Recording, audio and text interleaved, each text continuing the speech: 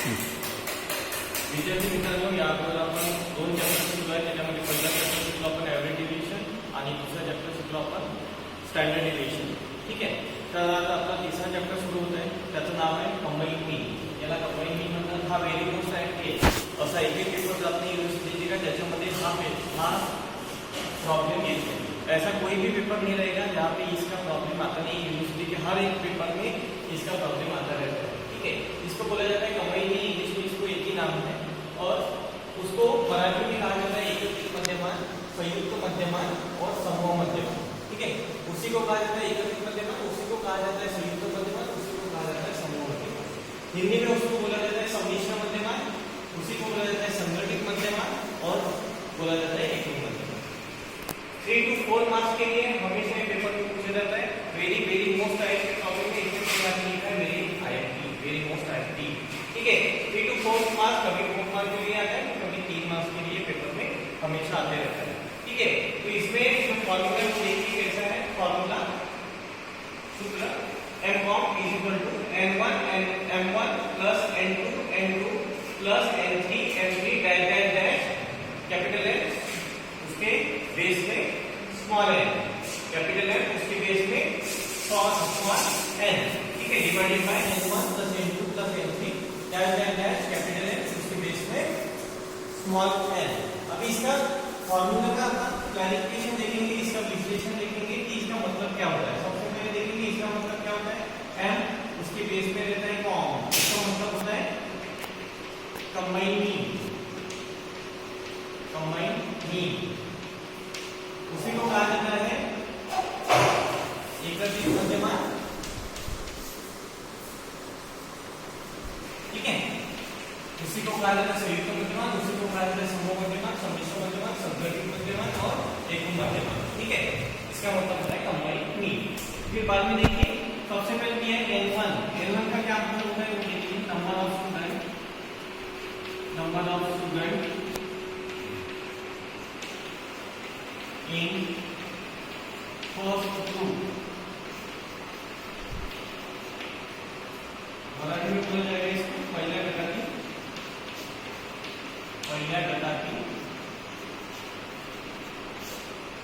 विद्यार्थी संख्या. पहिल्या गटातील विद्यार्थी संख्या. ये M1 का क्या मतलब है देखिए. M1 first group mean. पहिल्या गटातील मध्यमान. मराठी में उसको बोला जाता है पहिल्या गटातील मध्यमान.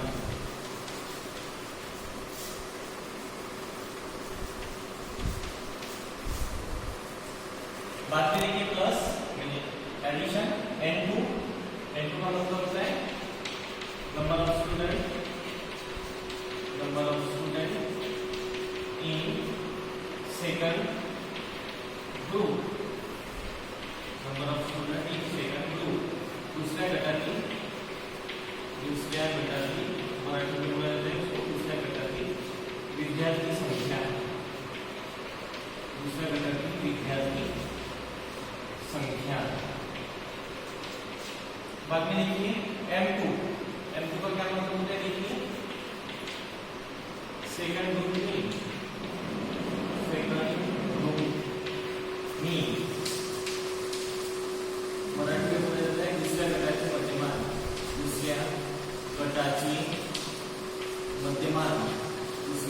मध्यमान. बाद में देखिए प्लस.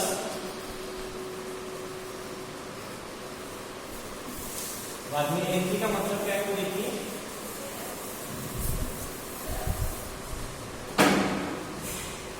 ये N3 का मतलब number of student in third group. तीसरा गटातील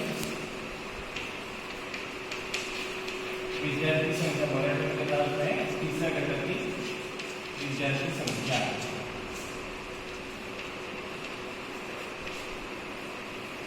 बाद में देखिए M3 का मतलब M3 थर्ड ग्रुप में नीड, तिसऱ्या घटाची मध्यमान, तीसऱ्या घटाची मध्यमान, ठीक है। अभी बाद में देखिए यहाँ पे देखिए डेल डैश करके कैपिटल एन है, उसके बेस में स्मॉल एन है, कैपिटल एन है, उसके बेस में स्मॉल एन है। इसका मतलब क्या होता है, अपने प्रॉब्लम जो भी प्रॉब्लम दिया रहता है उसमें जितने भी एन रहते हैं उसके हिसाब से ये फॉर्मूला एक्सपांड होते रहता है, कम ज्यादा होते रहता है। जितने ज्यादा एन रहेंगे उतना वो फॉर्मूला बढ़ते जाएगा, जितने ज्यादा एन होंगे वो बढ़ते जाएगा, जितने एन और एन कम होंगे उतना ये फॉर्मूला सॉल्व होते जाता है, ठीक है। तो ये फ्लेक्सिबल फॉर्मूला रहता है, प्रॉब्लम में दिए अनुसार जो एन और एन दिए रहते हैं उसके अनुसार वो कम ज्यादा होते रहते हैं, ठीक है। इसका मतलब क्या होता है, देखिए कैपिटल एन बेस में small N,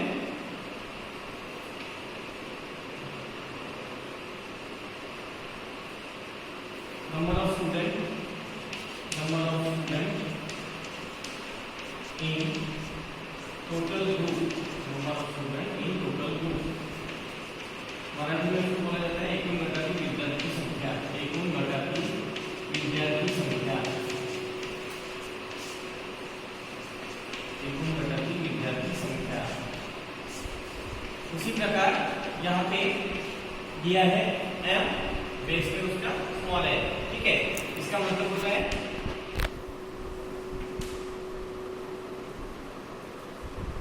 total group mean, एकूण गटाचे मध्यमान, एकूण गटाचे मध्यमान। ये हो गया आपके फॉर्मूला का विश्लेषण, क्लैरिफिकेशन हो गया। और इसका उसके बाद divided by n1 n2 n3, already इसका हमने क्लैरिफिकेशन किया है, ये n1 ये n2 और ये n3। अभी देखिए इसका फर्स्ट प्रॉब्लम, देखिए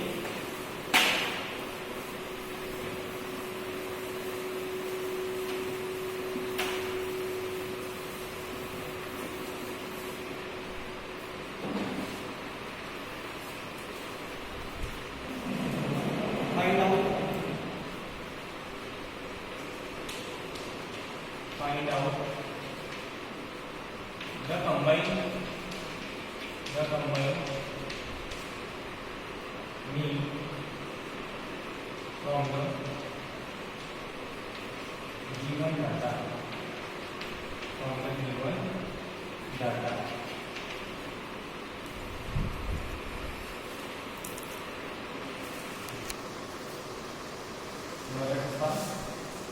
खाली माहिती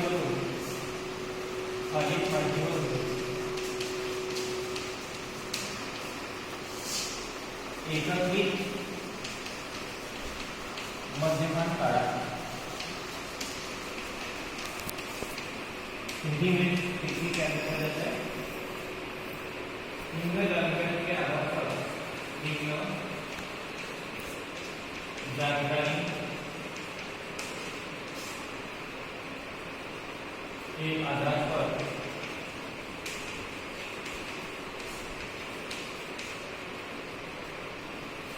संगठित मध्यमान का गणन कीजिए।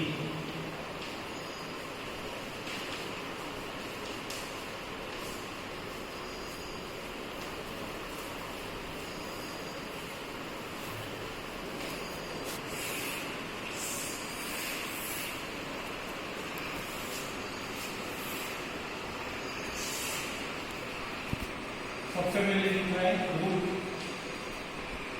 मराठी में त्याला डॉट, बाद में एन का मतलब होता है नंबर ऑफ स्टूडेंट,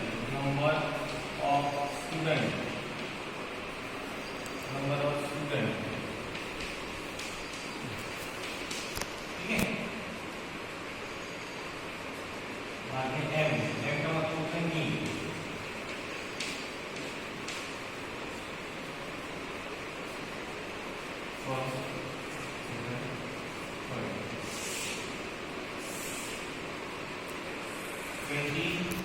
20, 16, 16, 15, 14। देखिए ऐसा प्रॉब्लम आपको दिया रहेगा जिसमें आपको एल और एम प्रॉब्लम में दिए रहेंगे। ठीक है, देखिए यहाँ पे ग्रुप ये जो रहता है ग्रुप ये लंबी रहता है, इसमें कितने एन है और कितने एम है इसका गिनने का काम आपको ग्रुप से करते हैं। ठीक है, इसमें मेरी दो ही चीजें हैं, एक है एन और दूसरा है एम। ठीक है, इसमें ये प्रॉब्लम है कंबाइन मीनिंग के चैप्टर में, ये जो कंबाइन मीनिंग अपन पढ़ रहे हैं इसमें दोनों, इसमें एम और एन इसी को अपन देखते हैं। ठीक है, तो अभी देखिए इसको सॉल्व कैसे करना। आपको प्रॉब्लम में क्या पूछा है, कंबाइन मीनिंग एकत्रित मध्यमा यानी संगठित मध्यमा। ठीक है, तो सबसे पहले सॉल्यूशन लिखना है। अभी फॉर्मूला अप्लाई करना है, इसे लिखना by applying formula, by applying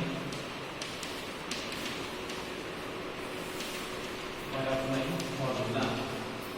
सूत्राचा वापर करून मराठीमध्ये सूत्राचा वापर करून आपण अप्लाई करना है फॉर्मूला। सबसे पहले N com is equal to, अभी इसमें देखना है आपको क्या क्या दिया है, एन और एन दिया है। ठीक है, ये पहला ग्रुप है, ये दूसरा ग्रुप है, ये तीसरा ग्रुप है। ये पहले ग्रुप का क्या दिया है, कौन सा कॉलम है, ये एन का कॉलम। ये पहले ग्रुप का क्या दिया है, एन दिया है, यानी ये पहला कॉलम का n1। ठीक है, ये दूसरे कॉलम का एन दिया है, इसलिए बोला जाएगा इसको n2। ये तीसरे कॉलम का, इसलिए इसको बोला जाएगा n3। ठीक है, ये पहले ग्रुप का मीन है, इसलिए इसको बोला जाएगा m1। ये दूसरे ग्रुप का मीन है, इसलिए इसको बोला जाएगा m2। ये तीसरे ग्रुप का मीन है, इसको बोला जाएगा m3। इस प्रकार आपको m1, m2, m3, m1, m2, m3 निकालना है। ठीक है, सबसे पहले यहाँ पे अप्लाई करना है फॉर्मूला। ये मैंने आपको बताया था कि ये फॉर्मूला फ्लेक्सिबल रहता है, जितने एन रहेंगे जितने एम रहेगा उतने ये फॉर्मूला एक्सपांड कम ज्यादा होते रहते हैं। ठीक है, इसमें कितने एन है, 1 2 3। ठीक है, एम कितने 1 2 3, इसे यहाँ पे लिख के लिए formula n1 m1 plus n2 m2 plus n3 n3 divided by n1 plus n2 plus n3। जितने एन होंगे उतना ही एन यहाँ पे लिखना है। इसमें 3 एन है, इसे अपन ने फॉर्मूला में लिखा n1 n2 n3। 3 एन है और 3 एम है, इसलिए इसका फॉर्मूला लेंगे आपका, फिर बाद में लिखना है putting the value in formula, putting value in the formula. Formula put करना है,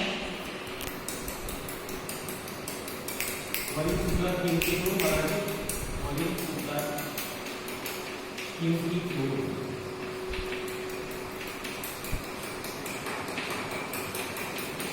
सबसे पहले एन कॉम n1 देखिए क्या दिया है n1, देखिए यहाँ पे क्या दिया है n1 20, इसे लिखना है 20। इसके बीच में मल्टीप्लिकेशन रहता है। m1 कितना दिया है, m1 60 प्लस m2 कितना दिया है, देखिए यहाँ पे 120 मल्टीप्लिकेशन, m2 कितना दिया है 50 प्लस m3 कितना दिया है 60 मल्टीप्लिकेशन, m3 कितना दिया है, देखिए यहाँ पे m3 40 divided by n1 n2 n3। n1 n2 n3 ये वैसे वैसे आप लिखना है। n1 कितना है 20 प्लस 120 प्लस 60। अभी इसका मल्टीप्लिकेशन कीजिए, n को 20 into 60 1200 प्लस 120 into 50 6000 60 into 40 2400। इस प्रकार आपको अपने कैलकुलेटर में, आपका जो कैलकुलेटर रहेगा उसमें आपको ये कैलकुलेट करते जाना है। ठीक है, बाद में इसका एडिशन कीजिए, 20 प्लस 120 प्लस 60 कितना होता है 200। n com is equal to 1200 plus 6000 plus 2400। ठीक है, कितना होता है 1200 प्लस 2400 3600 और 6000 9600 डिवाइडेड बाय 200।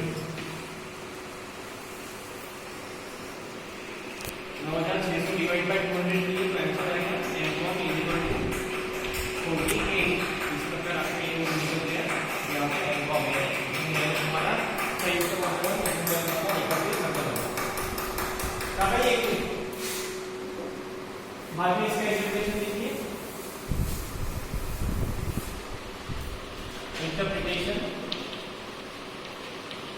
इंटरप्रिटेशन कैसे लिखा जाता है वो देखिए इसी को बोला जाता है अर्थबोध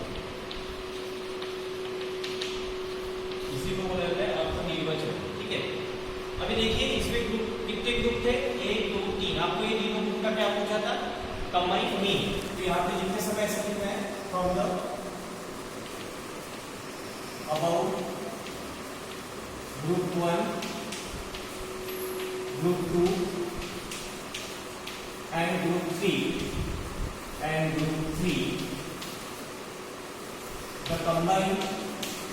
the combined mean is कितना mean 48 मराठी पाठात लिहिल्यानंतर वरील गट 1 गट 2 व गट 3 के एकत्रित मध्यमान गट 3 एकत्रित मध्यमान